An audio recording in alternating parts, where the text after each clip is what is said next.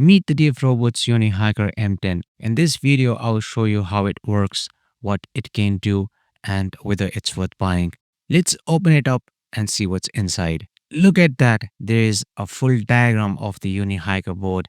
It clearly labels the microphone, sensors, I/O pins, and other components. That's a really nice touch for beginners. There's this black bubble wrap pouch, which I'm guessing has the main board inside. Let's take it out and see what the UNIHIKER actually looks like. And here it is, the UNIHIKER board itself. Just look at this. It's so compact and feels really solid in the hand. The 2.8-inch touchscreen takes up most of the front, and you can already tell it's designed for both learning and real projects.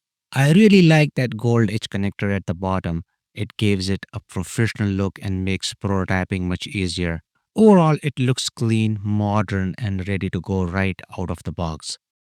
One Type-C USB cable, some double-sided PH 2.0, 3P and 4P white 20 cm silicone wires. Finally, a user manual that explains how to get started, how to run the demo programs, how to connect to Wi-Fi, and how to use wirelessly. It runs on a quad-core ARM Cortex A35 processor, clocked up to 1.2 GHz with 512 MB of RAM and 16 GB of onboard storage, all running on Debian Linux. It's got built-in Wi-Fi and Bluetooth 4.0 for easy wireless projects, and that 2.8-inch 240 by 320 touchscreen makes it feel more like a mini tablet than a microcontroller. On top of that, it includes a secondary MCU, the GD32VF103, plus built-in sensors like buttons, a microphone, light sensor, accelerometer and gyroscope, and even a buzzer and LED as actuators. For connectivity, you get a USB-C port, a full-size USB-A, gravity ports, and an H connector. All this runs on a simple 5-volt 2 amps power input. Honestly, that's a lot packed into such a small board. Perfect for learning, prototyping, or even serious AIoT projects.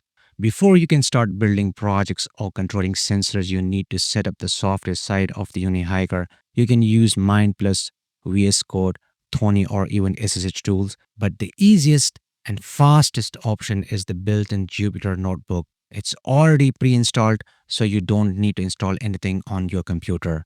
Just connect the UNIHIKER to your laptop and then wait for a few seconds. Press the home button to enter the menu. Let's check Get Started. You can scan this QR code on your cell phone to view tutorials and frequently asked questions. Let's skip Run Programs for now. Let's click on Service Toggle.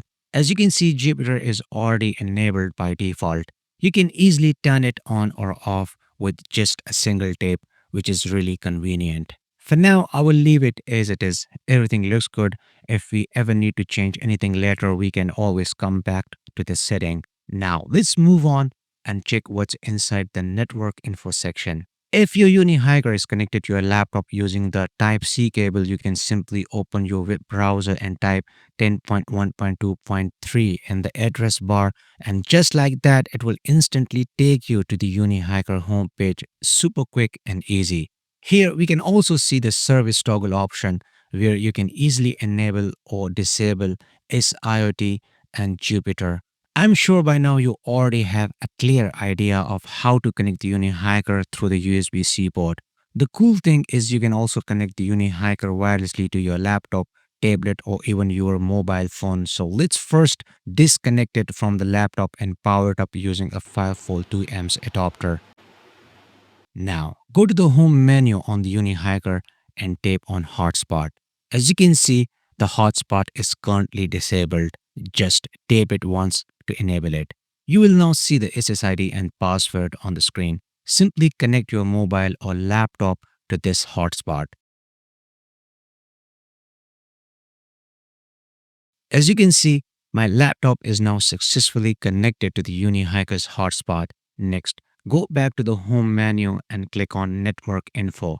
Earlier, there was no IP address because the hotspot was disabled, but now you will see one. Just type this IP address into your web browser's address bar and hit enter, and the UNIHIKER homepage will instantly open. Whether you connect through the USB-C cable or wirelessly, it's totally up to you. Now, all that's left is to write and run some programs. I have already prepared a few examples for you, so let's go ahead and try them one by one. So while you are on the UNIHIKER homepage, click on Service Toggle. Scroll down and make sure the Jupyter status is enabled. You can start or stop it anytime using this button. Once that's done, click on the Open Page button.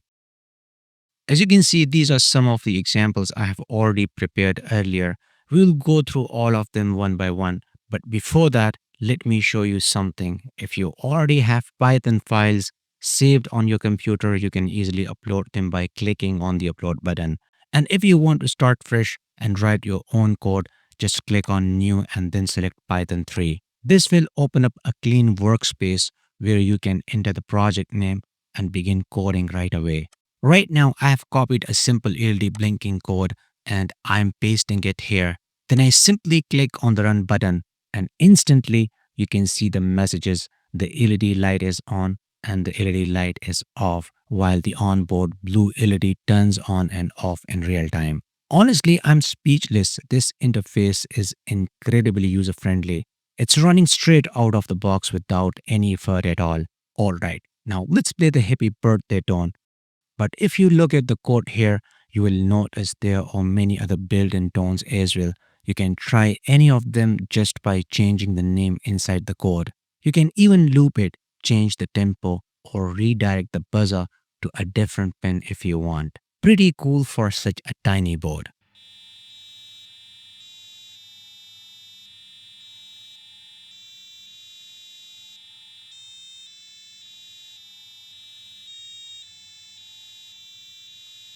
Now, let's run the light intensity example, but wait, this time, why not run it directly on the board itself? All these example programs are already saved inside. So tap on Run Programs, then open Root. Use the buttons on the right side of the screen to scroll through the list of examples. Once you find the light intensity code, simply tap the screen or press the Home button to run it. And just like that, I can now monitor the light intensity in my room in real time. This is absolutely mind-blowing. The best part is you can store hundreds of projects right on the UniHiker and run any of them anytime. No laptop, no browser, completely standalone. Now, let's run the MLX sensor example, but for this, first we will have to connect the MLX 9614 non-contact infrared temperature sensor. I'm going to use this double-sided PH2.0 4P wired silicon wires. If you want, you can also use jumper wires. You can follow this circuit diagram. Now, let's run this example. Oh my God, now I can monitor the temperature in both Celsius and Fahrenheit without even making any physical contact.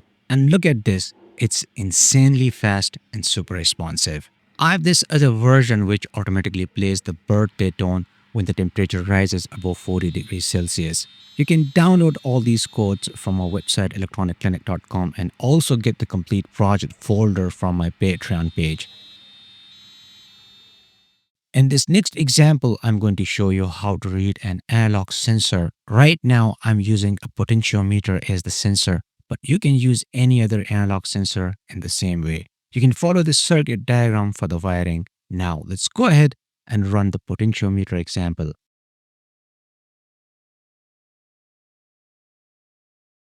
You can see as I rotate the knob of the potentiometer, the sensor values change instantly on the screen, smooth and super responsive. I've also built this simple security system using a PIR sensor and a traffic LED module.